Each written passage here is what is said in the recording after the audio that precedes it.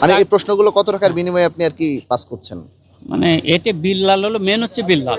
বিল্লালের বিল্লাল পরিচয়টা আমায় একটু দিয়ে বলছে দেন। ওই 8 লাখ টাকা হতেছিল নেওয়ার কথা বলছিল, যে হতেছিল পরীক্ষা প্রশ্ন দিবে, ও আমি হলো যাওয়ার কথা বলছিলাম ক্যান্ডিডেটের। ও আমাকে কিছুই বলে নাই, খালি বলছে যে কালকে 10টার দিকে প্রশ্ন মানে দেবে। আপনি এই বিষয়ে কিছু না, জানেন আমি না? অতটা জানি না, আমার খালি বলছে প্রশ্ন দেবে, এতটুকুই। আর যারা কালকে প্রশ্নপত্র পাবে আপনি তাদের কাছ থেকে কি কি নিয়েছেন, অর্থাৎ প্রবেশপত্র বা সার্টিফিকেট এরকম কিছু? আমার হচ্ছে এই বিল্লাল যেভাবে বলছিল চেক আর হলো স্ট্যাম্প নিয়ে লাগবে না। বিল্লালের সাথে আপনার ইয়াটা কিভাবে? বিল্লাল আমার এক বন্ধুর মাধ্যমে করেছে। আর এগুলো সরবরাহ কিভাবে করতে চেয়েছিলেন? মোবাইল নাম্বার দিয়েছিলেন? না, ও আমার হচ্ছে মোবাইল নাম্বার দিয়েছে। কতজনের? না, কত ধরে না, ও হলো আমারে বলছে যে আপনার মোবাইলে দিয়ে দেবো। আপনি দিবেন কাদেরকে? আমি তো স্টুডেন্ট। আচ্ছা ঠিক আছে। আপনি কি করেন? আপনার সাথে কি সরাসরি স্টুডেন্টদের আপনি কি করেন?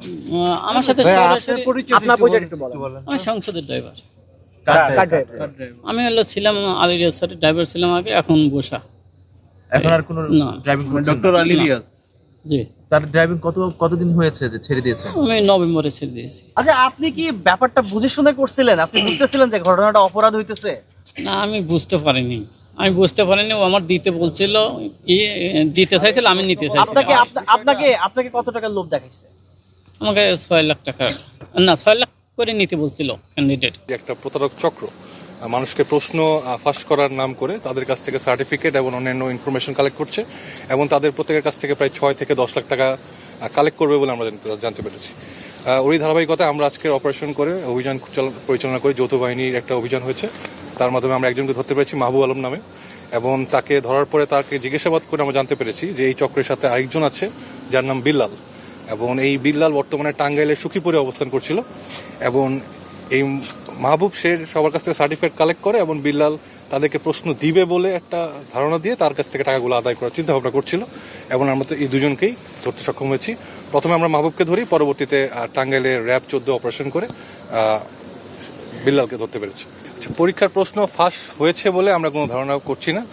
রাদার আমার যেটা মনে হয়, আমরা যেটা তার সাথে কথা বলে জানতে পেরেছি, তারা একটা প্রতারক চক্র এবং তারা মানুষের কাছ থেকে চেষ্টা করছিল প্রশ্ন ফাঁসের নাম করে টাকা আদায় করার জন্য। বিভিন্ন সময় হয়তো প্রশ্ন ফাঁস হচ্ছে, বাট এইবার আমরা এরকম হওয়ার সম্ভাবনা নেই, কারণ আমাদের প্রত্যেকটা দল, সশস্ত্র বাহিনী যারা আছে এবং অন্যান্য যারা পুলিশ এবং র্যাব, সবাই একসাথে কাজ করছে যাতে এরকম কিছু না হয়। এখন পর্যন্ত মাহবুবের সাথে কথা বলে আমরা যেটুকু জানতে পেরেছি যে বিল্লালই তাকে মেইনলি নিয়েছিল। তো বিল্লালকে অলরেডি আটক করা হয়েছে, আপনারা জানেন, অভিযান এখনো চলছে, এবং বিল্লালের বাসা থেকে প্রায় 40 থেকে 50টার মতো চেক পাওয়া গিয়েছে, যেখানে অনেক পরিমাণ টাকার চেক পাওয়া গিয়েছে, এবং তার সাথে 50 থেকে 60টা সার্টিফিকেটও পাওয়া গেছে।